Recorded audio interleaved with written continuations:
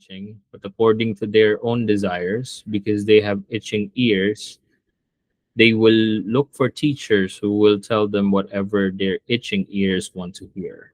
And then four, and they will turn their ears away from the truth and be turned aside to fables. Okay, so actually, yun yung post. And dito nga sa image, nakalagay dun, salamin-salamin, mirror magic, scrying spells, curses, and other witchcraft. Tapos may mga naka-line dun sa part na yon na mahiwagang salamin, kailan ka ba niya aminin? And there's another underline, salamin-salamin sa dingding, nasa na ang pag-ibig. And then another underline, mirror on the wall. And then another underline is gusto ko lang naman malaman. Okay, let me break down a couple of things that, I want to question about this. Kasi, yeah, I mean, by the looks of it, if you're going to understand, again, I'm not saying that I wholeheartedly agree with this post. Kasi una, I know that a lot of Christians are just, especially with, okay, here's my take. I'm just gonna be honest. I feel like a lot of Christians are conspiracy theorists in a way that they're tweaking words from the Bible just to make a point. I mean, it's an American thing. A lot of Americans are conspiracy theorists in a way that it doesn't make any sense. And I feel like a lot of Christians are the same. A lot of them are literally like conspiracy theorists in their own way. Because I believe like a lot of like the Bible points that was added to this post doesn't really connect to the post itself or to what the person is saying in particular. But let me break it down, and probably you guys can understand it on your own. So first things first is itong phrase na to, na ang pakikinig sa mga makamundong musika ay kadalasang maglalayo sa atin mula sa ating spiritual at moral values. I'm 50-50 on this. Kasi una, I feel like I know a lot of people that listens to metal music, to hard rock music, and gets relaxed. They're at their, alam mo yun, they're at their most vulnerable in a way. Yeah, I know it's weird, but I know a lot of people that has that, that thing.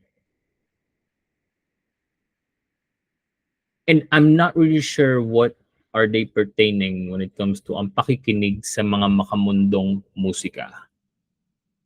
Because if you're going to think about it, here's my take. Is there like a difference if a song is being created by the same person, pero the first song is about love or about, let's say, about their vape, and then the second song is a contemporary Christian music? Because if you're going to think about it, where did these songs or the music, the worldly music and the religious music came from? It came from a person, which actually is still sinful, and still are moving the ways of the earth. What do you mean by that? Meaning that they still sin, they still do the same thing that we do. So is it because the song is religious kaya siya nagiging different with kumbaga, dahil nga religious yung song kaya siya nagiging mas better, or are we just basing it depende, or hindi ba natin nakikita na it's actually the same person? It's still a person na gumagawa ng mga songs na yun. And then another thing is kadalasan maglalayo sa atin mula sa ating spiritual at moral values. At what I'm not really sure what does that mean. Kasi yes, I believe in the saying that if you listen to, let's say, from a driving perspective, this is just me. Every time I drive, I make sure that I don't play like mga songs that gives me adrenaline. Kasi I feel like I'm going to be, alam mo yun, maha-hype ako para mas bilisan ko pa yung pagpapatakbo ko. This is just me. I know a lot of people na listens to, adrenaline music.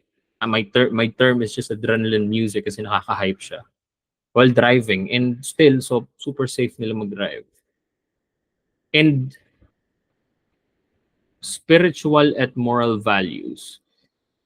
I'm not really sure if people are still, you know, um, are still that stupid na para tanggapin kung ano yung mga naiintindihan nila when it comes to a song. I feel like people right now are understanding and has common sense in a way to understand if a song is right or wrong. Still, alam mo yun, my kid likes Salamin Salamin. Alam mo yun, every time the chorus comes in, he dances. And not because he's really into the lyrics. Mind you, he's only 10 months old, but because of the beat. So, I'm not really sure if it really is nakapaglalayo sa ating spiritual and moral values. I think yeah, may mga certain ideas or certain people na nadadala sa mga music na pinapakinggan nila, to a point na yun nga yung importance ng, 'di ba, what you listen to is depending on if it's gonna make you happy or if it's gonna be like, it's gonna make you sad. Well, again, hindi naman pare-pareho ng tao yan, or hindi naman lahat pare-pareho when it comes to digesting music. Okay, so moving on, maaari nitong maimpluwensyahan ng ating mga pag-iisip at pag-uugali. Protektahan po natin ang ating mga puso at isipan mula sa mga walang kabuluhang salita. Dahil ang mga salita ay espiritu, maaari ding ilayo nitong ating mga puso mula sa Panginoon. Again, backing up what I said, yeah, I'm 50-50 na pwedeng maimpluwensyahan ng ating pag-iisip at pag-uugali. Pero kasi I know a lot of people that plays bars, plays gigs, and regardless na even though it sounds, alam mo yun, relax yung mga tinutugtog nila, still, alam mo yun, it's still bad. 50 Ways to Leave Your Lover. It's very chill, it's very, alam mo yun, pero from the title itself, 50 Ways to Leave Your Lover, every time ba na magpe-play yung, let's say, a certain band, they will play that specific song? Ganun ba talaga agad yung, kumbaga, nasa puso na ba agad na nila yun? Or may impluensya na ba agad sila in a way na, ito pala yung mga ways para maiwanan ko yung aking iniibig, ang aking jowa, ang aking asawa? I feel like no. And then, another thing is maaari ding ilayo nito ang ating mga puso mula sa Panginoon. I'm not really sure about that as well. I know a lot of Christians that listens to a lot of worldly music and they're still devoted Christians. So yeah, I think it's just a warning na maaari, in from the word itself, maaari ding ilayo nito ang ating mga puso.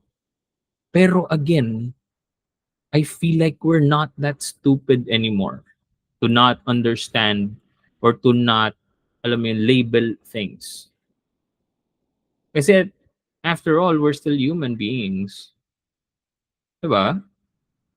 We are bound to make mistakes. We are bound to sin. We are bound to be tempted. We are bound to do bad things. Kasi we're still humans. We're still, scoundering or, moving this earth. So I feel like, yeah, it kind of makes sense. I believe here's my thing. I'm just gonna label this as like a dun sa part na yon, yung part na maaari ding ilayo nito ang ating mga puso mula sa Panginoon. I think I can just label that as a friendly advice. Pero to say out loudly or to suggest na yeah, it will move you away from God. Like I believe no. Let's choose our music